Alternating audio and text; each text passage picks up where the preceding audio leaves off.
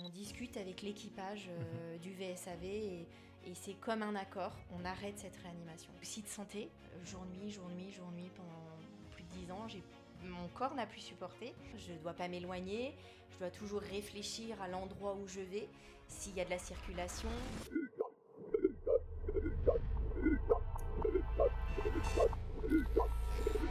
Drag Talks. Ingrid, merci d'être là. Merci d'être là parmi nous. Merci. Comment tu vas ? Bien. Très bien, parfait. L'idée, c'est... je suis très content que tu sois là, parce que, comme tu le sais, j'essaie de diffuser la bonne parole. Je pense que tu es une très bonne parole à diffuser, par ton expérience, par tes différentes casquettes. Et l'idée, c'est qu'on prenne le temps aujourd'hui pour en discuter, pour que tu nous racontes ce que tu fais, ta formation, tes différentes anecdotes aussi, comme celle que tu viens de raconter juste avant. Mais avant, est-ce que je peux te proposer de te présenter, s'il te plaît, Ingrid ? Je suis donc Ingrid Parcy et je suis infirmière depuis plus de 20 ans. J'ai toujours aimé un peu le secourisme. Et très jeune, alors j'avais un papa qui était pompier volontaire, donc déjà ça m'a mis un peu dans le bain. J'ai passé mes niveaux de secourisme. Et puis comme j'étais nageuse, souvent les nageuses ou les nageurs, on allait un peu les chercher pour passer leur BNSSA. Du coup, j'ai rebondi surveillance de plage. Ok. Et avec les pompiers. Puis surveillance de plage, je suis rentrée à l'école d'infirmière. Je suis sortie de l'école d'infirmière, c'était toujours l'urgence qui m'attirait. Donc j'ai tout de suite mis un pied dans un service d'urgence. Et je suis restée dans ce service d'urgence plus de 20 ans à faire des urgences donc, et du SMUR, de l'infirmière d'accueil. Ça m'a beaucoup appris. Comme j'ai aimé ça, j'ai passé des diplômes en plus, des diplômes universitaires de soins d'urgence. Il y a celui de la médecine cata qui m'a toujours attirée, mais c'est fou que ce soit validé par notre centre hospitalier, donc j'ai pas pu le passer. Okay. Mais bon, il est dans un coin de ma tête, je désespère pas. Et puis après, souci de santé, jour-nuit pendant plus de 10 ans, mon corps n'a plus supporté. C'est mon corps qui m'a dit de partir. Et du coup, malheureusement, je suis pas partie parce que j'aimais plus mon travail. Je suis partie parce que mon état de santé me permettait plus de continuer dans un service d'urgence. Et puis, je me suis dit, infirmière pendant 20 ans aux urgences et au SMUR, où est-ce qu'on peut aller ? Et heureusement, j'ai cette équipe de coronarographie qui m'a accueillie et qui m'a bien accueillie. Et je me suis dit, voilà, c'est une alternative. Il y a toujours de la réanimation, il y a toujours des rebondissements pendant une procédure. Et voilà. Et j'y suis du coup maintenant depuis 4 ans. Malheureusement, c'est pas assez encore pour moi. Donc en parallèle, j'ai fait infirmière pompier. Donc, je suis infirmière VLI et j'ai aussi dévié sur la transmission parce que j'aime la transmission. Donc, j'ai commencé par intervenante à l'école d'infirmière et puis j'ai passé mon diplôme de formatrice aux gestes d'urgence et je pratique en parallèle Donc, j'ai plusieurs casquettes finalement et je fais plein de choses. Donc mon corps me dit aussi de lever un peu le pied, mais j'ai ce caractère à me dire il faut tout essayer pour rien regretter dans la vie parce qu'on n'en a qu'une. Et je crois que je suis très bien placée pour savoir qu'il n'y en a qu'une. Donc voilà, j'ai toutes ces petites casquettes. Mais c'est vrai que celle qui m'attire toujours, c'est l'urgence. Donc avec cette infirmière pompier, où je retrouve un peu mon job de SMUR finalement. Et sans avoir le médecin, malheureusement. Donc c'est plus compliqué pour moi, qui a toujours eu un médecin à mes côtés. Et puis cette transmission, parce que je suis une intime convaincue que plus les gens vont s'arrêter, plus les gens vont faire, plus les gens vont débuter des gestes, et plus des vies seront sauvées en fait. Donc, trop bien. Voilà. T'as dit beaucoup de choses, j'en ai compris la plupart, mais c'est aussi mon rôle de revenir parce que effectivement t'as dit parfois des petits acronymes que les personnes peuvent ne pas forcément comprendre. Bien sûr. Mais BNSAA, c'est ça? BNSSA, en fait, BNSSA, d'accord. c'est sauveteur Ok. sauveteur en mer. Très bien. Que tu as passé, du coup, Ah oui, c'est l'un de tes premiers 18 ans. 18 ans, l'un de Ouais. tes premiers diplômes de sauveteuse. Ok, très bien. Ouais, c'est ça. Médecine kata, c'est ça, j'ai bien compris. Alors, médecine kata, c'est ce que j'ai toujours voulu Ouais. faire, mais j'ai passé mon diplôme de soins universitaires, de soins d'urgence, en fait. Ok. Diplôme Et donc, du coup, au CESU 06, Ok. dans le 06. maintenant, tu es infirmière en coronarographie. Oui. Est-ce que tu peux nous expliquer ce que c'est et quelle est la différence et qu'est-ce qui te manque par rapport à ton métier d'avant et avant ce petit problème de santé? Alors, une infirmière de coronarographie, c'est vraiment une spécialité. On ne peut pas faire infirmière en coronarographie comme ça. Et moi-même, ça ne me parlait pas vraiment parce que notre ST+, quand on est en prise en charge en préhospitalier, on prend notre patient en charge. On parle d'un infarctus, du coup. Juste, vas-y, un continue. infarctus. on va le techniquer et puis derrière, on va l'amener sur une table de choro. Mais ce qui se passait sur la table de choro, ça ne me parlait pas finalement. Et en fait, je ne savais vraiment pas qu'est-ce qui était le job d'une infirmière de coronarographie.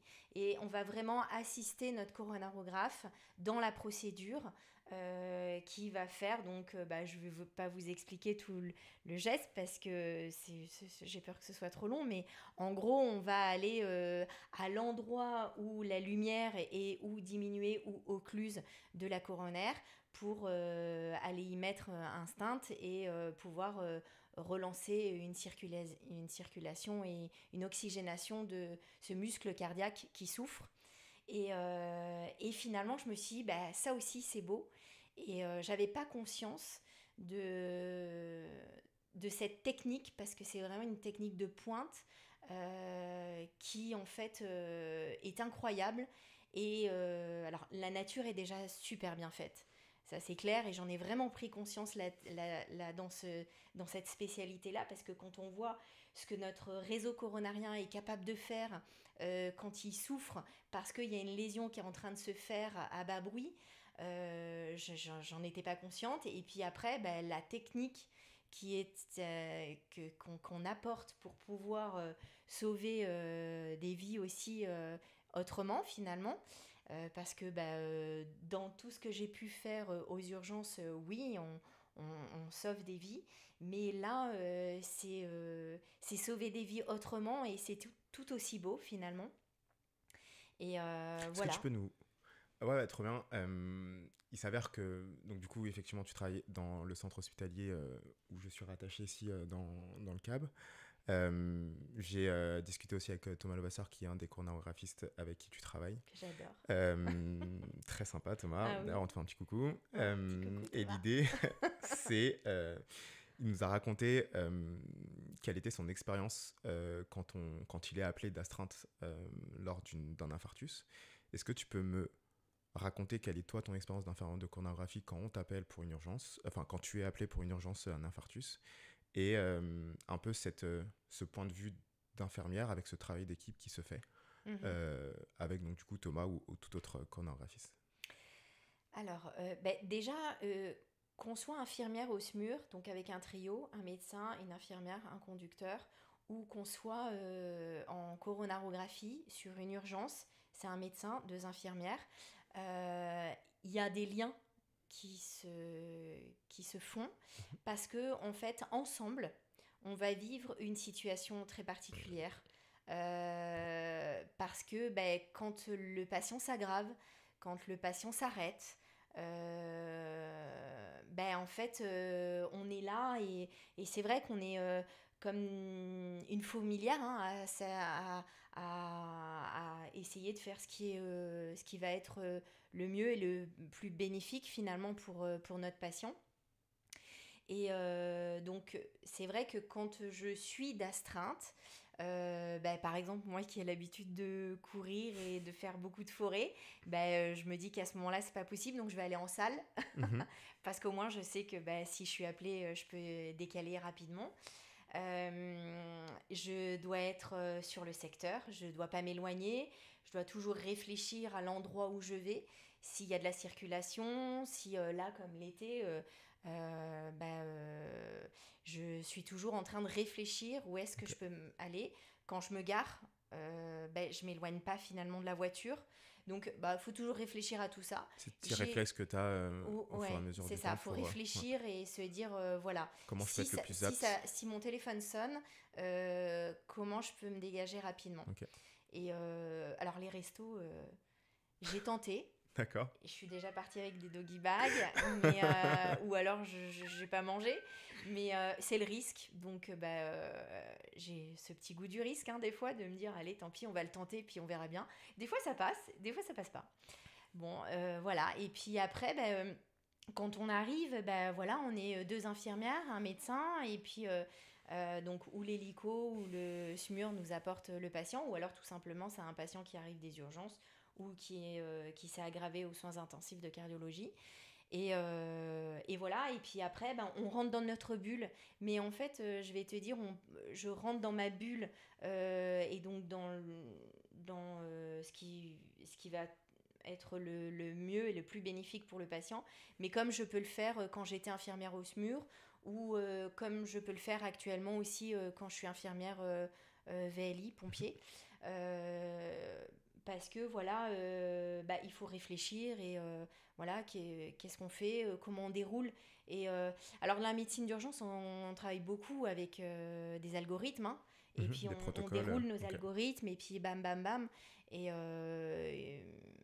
bon voilà, avec toujours ce côté à dire attention, 2 pas en arrière, on réfléchit sur ce qu'on fait, et voilà. Trop bien. Ce que je note et ce que j'essaye aussi de mettre en place ici, c'est ce lien en fait que tu as avec ton équipe, la communication qui est méga importante, que ce soit dans l'urgence ou même parfois en médecine de ville.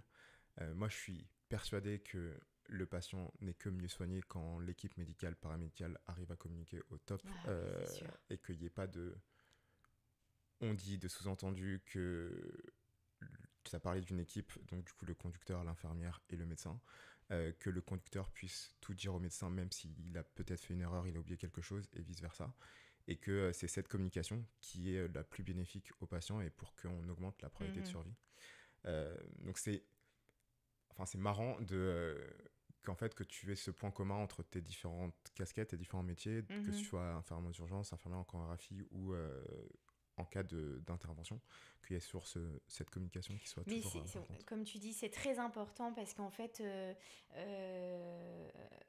même en VLI, je suis toute seule, j'ai pas de médecin, j'ai un conducteur, mais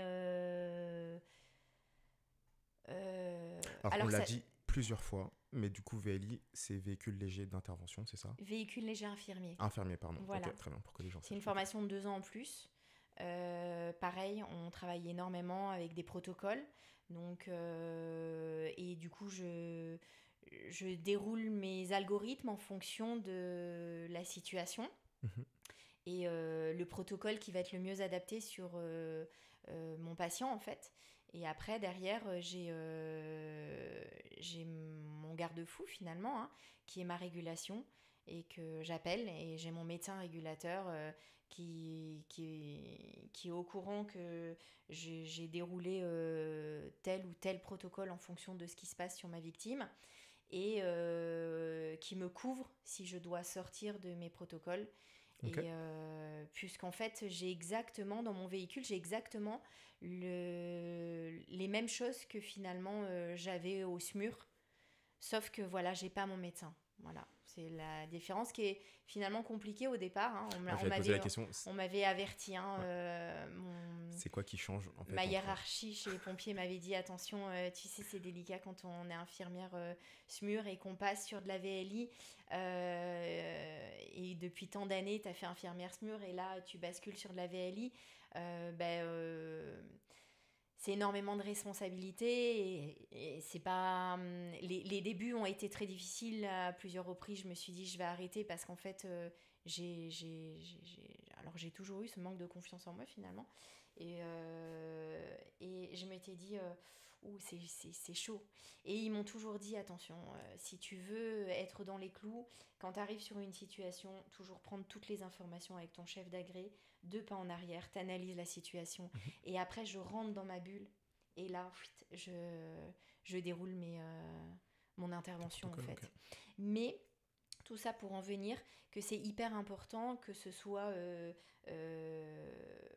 en préhospitalier ou à l'hôpital. Alors à l'hôpital, on va dire que ça se fait un petit peu moins ressentir, mais avec les réanimateurs toujours, les médecins des urgences toujours. C'est toujours, est-ce que voilà, quand on doit arrêter cette réanimation, on en discute toujours ensemble et on dit est-ce que vous êtes d'accord là qu'on arrête ? Voilà. Et c'est une discussion collégiale et la plupart du temps, quand ça va faire 1 heure, 45 minutes, 1 heure qu'on est sur une réanimation et qu'on voit que on va pas le sauver, cette discussion est toujours c'est un échange et qui va être donc avec l'équipe, mais l'équipe tout entière. C'est-à-dire quand les pompiers sont là, on discute avec l'équipage du VSAV et c'est comme un accord, on arrête cette réanimation. Très bien. Merci pour ce partage d'expérience. Du coup, maintenant tu es aussi à une casquette formatrice. Oui. Raconte-moi ce parcours de comment ça t'est venu. Donc du coup, tu nous as partagé que tu avais toujours cette volonté de transmettre.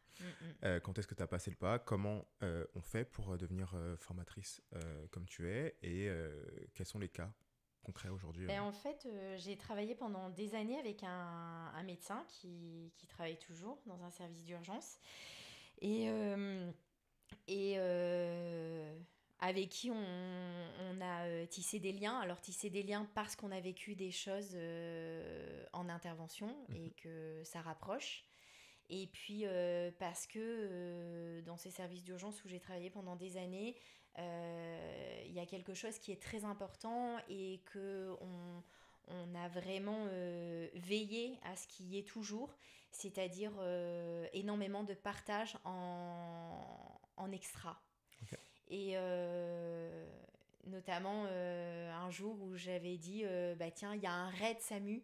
Il y a un raid SAMU en France et c'est un raid qui s'organise avec tous les SAMU de France.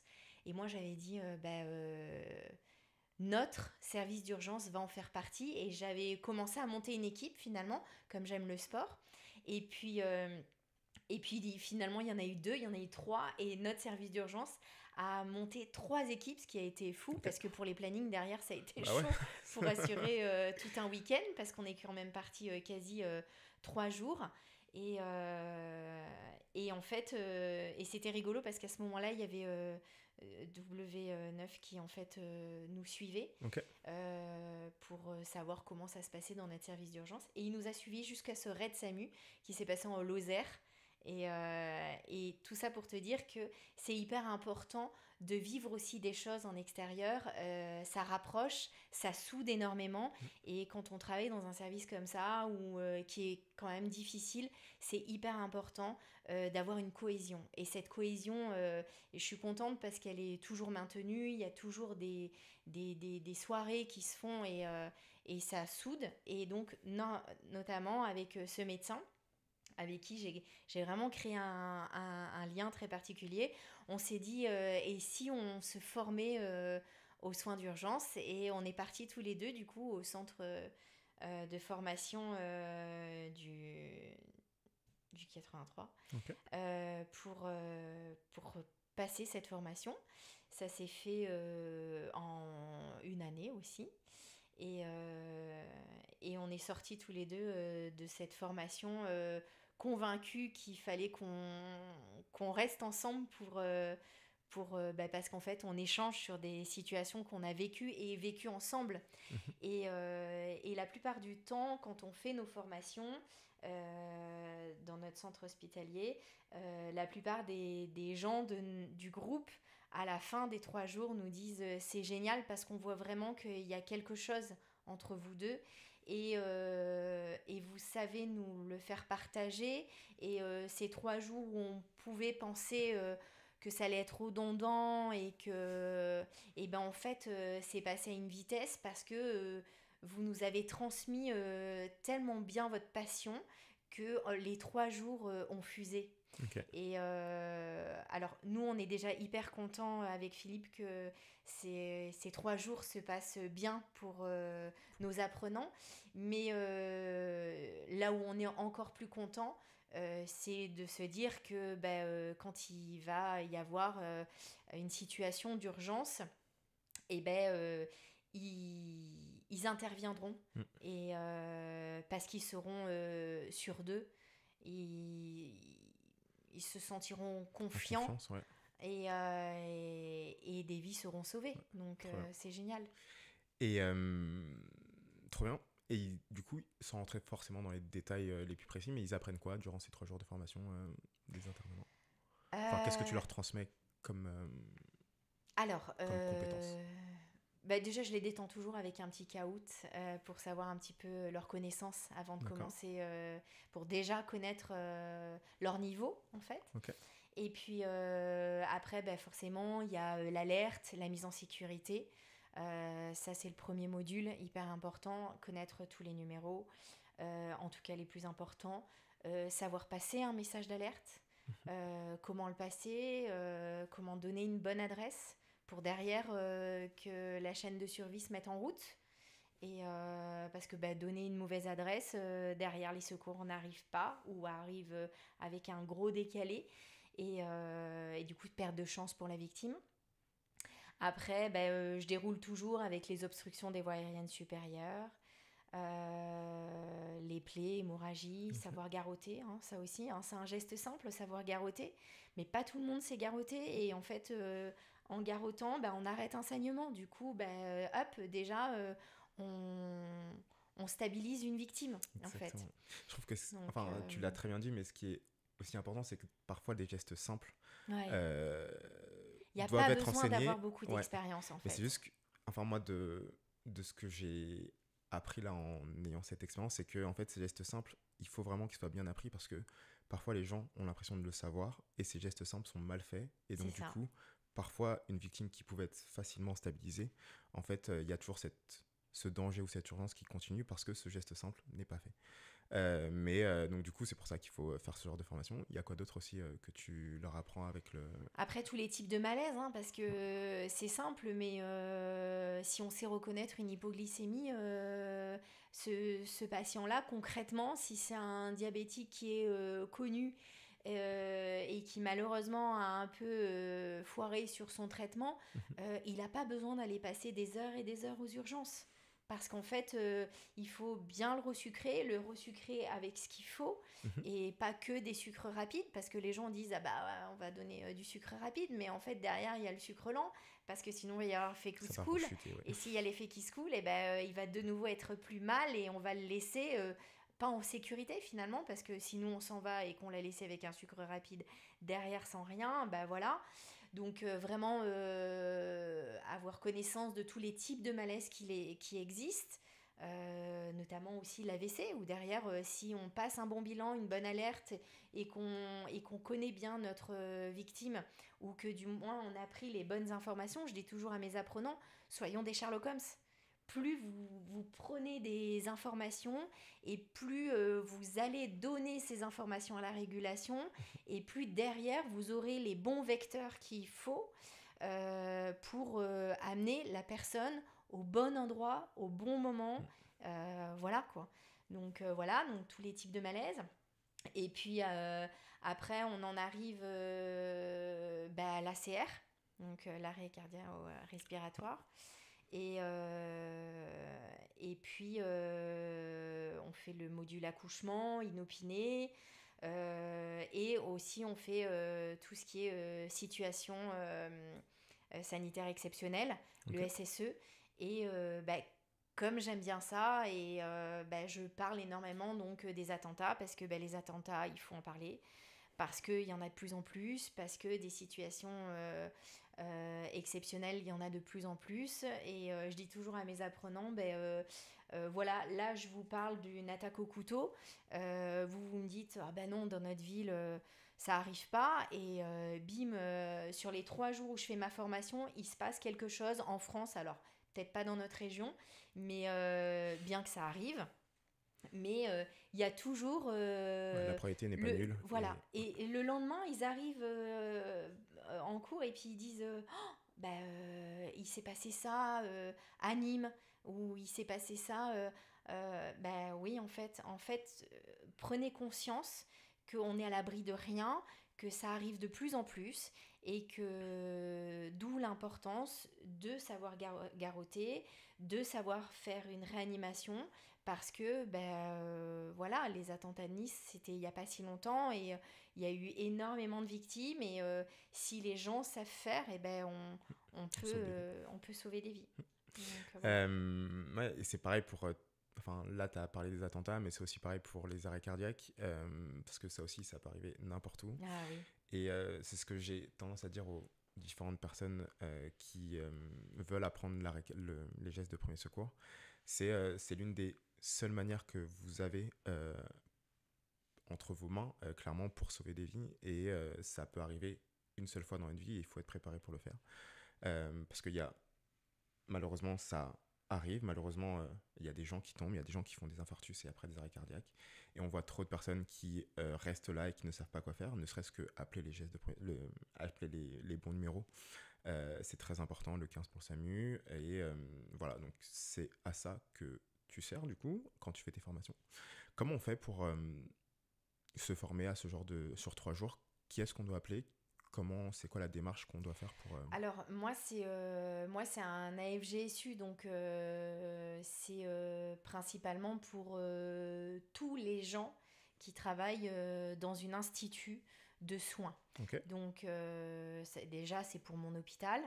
Et donc, tous les agents, hein, que ce soit une secrétaire, un brancardier, voilà, un agent administratif ou une ASH, peu importe, voilà, c'est pour tout le monde. Okay.